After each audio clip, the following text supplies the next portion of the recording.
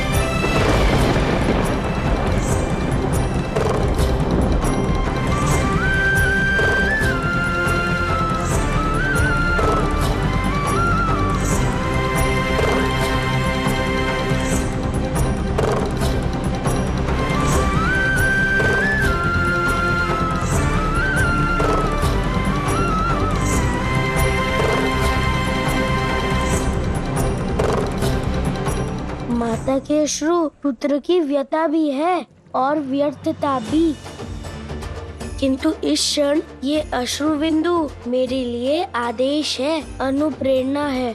और ये पुत्र अपनी माता के अन्न के आदेश का पालन करेगा। मेरे रहते रावण महादेव को लंका नहीं ले जाएगा। यदि आपकी नियति ये अश्रुधारा है माता, तो मैं नियति को बदलूंगा। नियति तो अपना चक्र चला चुकी है पुत्र। मेरे वचन के बंधन में बंधकर तुम्हारे पिताश्री को कैलाश छोड़ना पड़ा। शक्ति को अपने शिव से वियोग का दंश सहना पड़ा।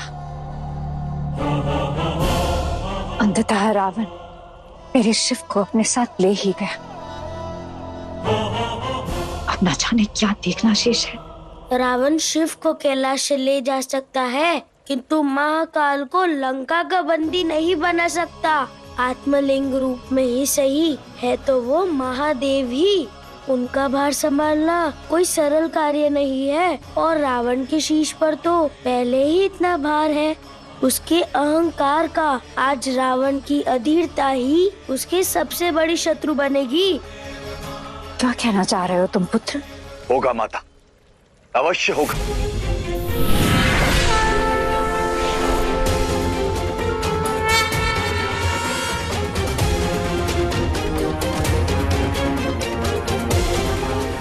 हम प्रथम पूज्य गणेश जी के कथन को सार्थक करेंगे, गणेश जी का साथ देंगे।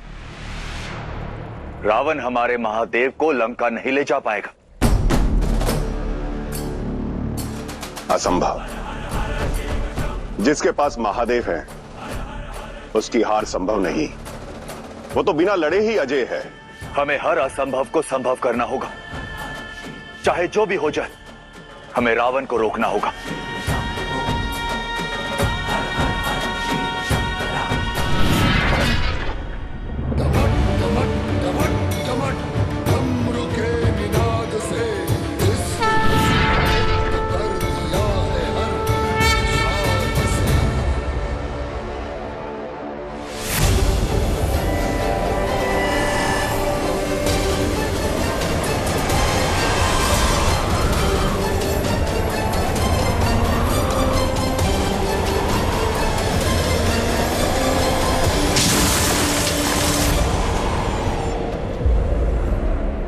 लगता है सभी देव महादेव को पुनः प्राप्त करने का प्रयास कर रहे हैं,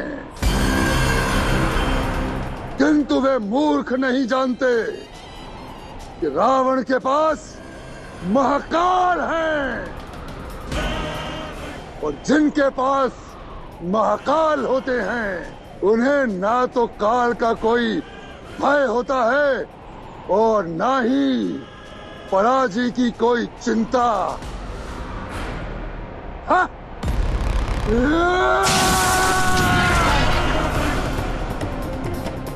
हर हर महादेव।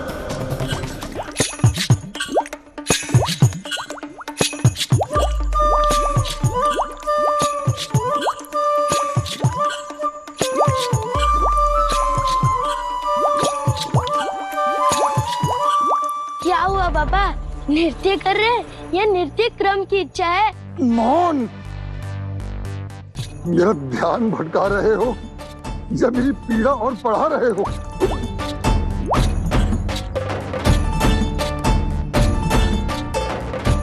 हाँ, नृत्य क्रम की इच्छा हुई है, पूरी धरा जो पी गए। कहा था ना मैंने, तृप्ति त्याग में ही है, ग्रहण करने में नहीं। अब समझे? लाइए, महादेव को मैं पकड़ लेता हूँ, आप अपना भार कम कराइए। नहीं, कोई आवश्यकता नहीं। दशानन रावण हूँ मैं, और मैं अपनी इंद्रियों पर नियंत्रण रखना भली भांति जानता हूँ। अद्भुत। चलिए, मैं भी आपकी तनिक सहायता कर देता हूँ। आपको कहानियाँ सुनाकर आपका ध्यान भटकाता हूँ। ठीक है, बोलो।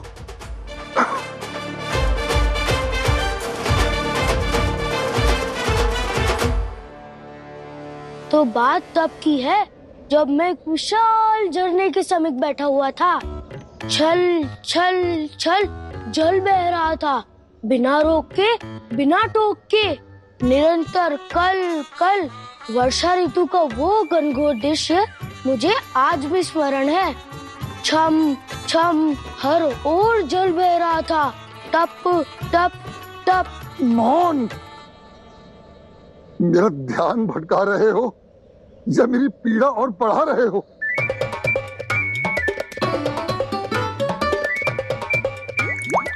क्षमा कीजिए बाबा, किंतु एक तर्क है मेरा। हाथ में पवित्र का प्रतीक है और देह में अपवित्र का वेग। क्या शिव को स्पष्ट करते हुए लघु शंका के लिए ये नृत्य शुभ है? क्या सोचेंगे महादेव? मूर्ख, मेरे भीतर अपराध बोध मत जगाओ।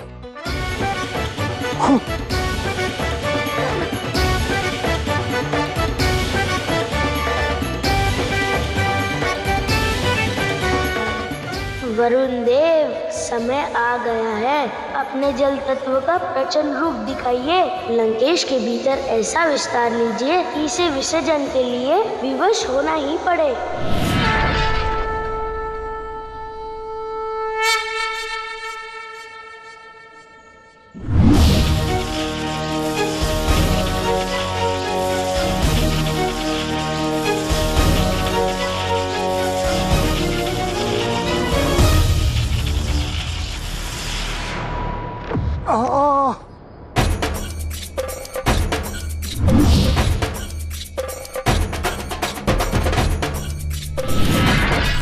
अनर्थ, घोर अनर्थ, अब और नहीं रुका जा रहा।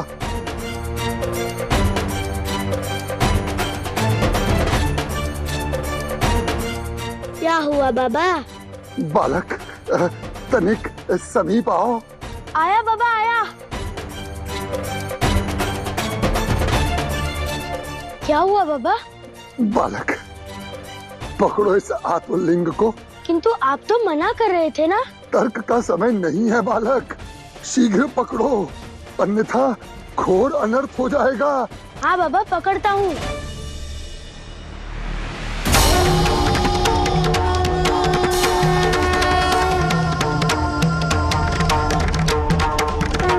अज्ञानी बालक, कहा था ना मैंने, बल का पर्याय हूं मैं, दशानन रावण हूं मैं, कैलाश को उठाने वाला, महादेव को यहां तक लाने वाला। अज्ञानी मैं हूँ या आप? वो क्या है ना बाबा, बल तो बढ़ गया किंतु स्मरण शक्ति क्षीण हो रही है आपकी। स्मरण कीजिए लंकेश, जब आपने कैलाश को उठाया था तब महादेव ने क्या किया था? अपने दाहिने पग के एक अंगुश मात्र से कैलाश की भूमि को स्पर्श किया था। और उस नन्हे से कर्म का फल क्या हुआ था लंकापति रावण?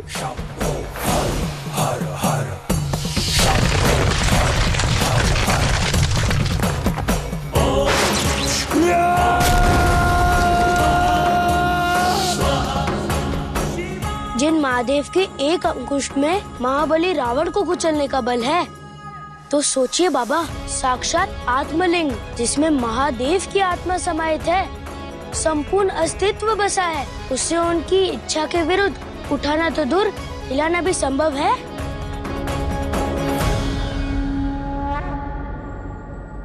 जिस रावण अनुग्रह की कथा इस बालक को विस्तार पूर्वक याद है, जो रावण के समक्ष बात करने का साहस कर रहा है, ये बालक अवश्य ही कोई साधारण बालक नहीं। ओ बालक, असत्य का आवरण हटाओ और अपना परिचय दो।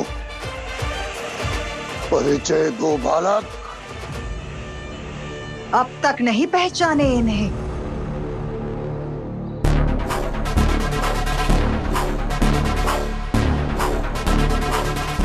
कहा था ना मैंने, समझाया था ना, किंतु अपने अभिमान में तुमने मेरे आभास का आदर नहीं किया। परंतु फिर भी आई हूं तुम्हें सत्य का दर्पण दिखाने। देख लिया, कोई हमारे विश्वास के योग्य नहीं है, ना ये देवता और ना ही तुम्हारे महादेव। असुर माता दिति, मैं अंतिम बार कह रहा हूं, मैं अपने महादेव के विरुद्ध एक शब्द भी नहीं सुन सकता। अरे अपनी आंखों से भक्ति की पट्टी हटाओ रावण।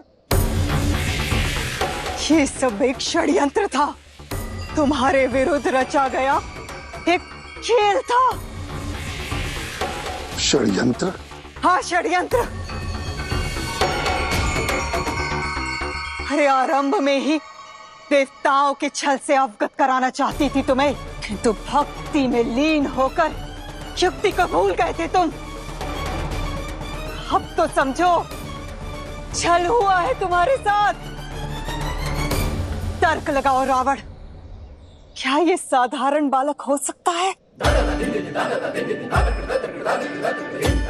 पर जिस आत्मलिंग का भार स्वयं रावण जैसा महायोद्धा इतनी कठिनाई से उठा पाया, उसे एक नन्हे से बालक ने इतनी देर तक कैसे उठा के रखा?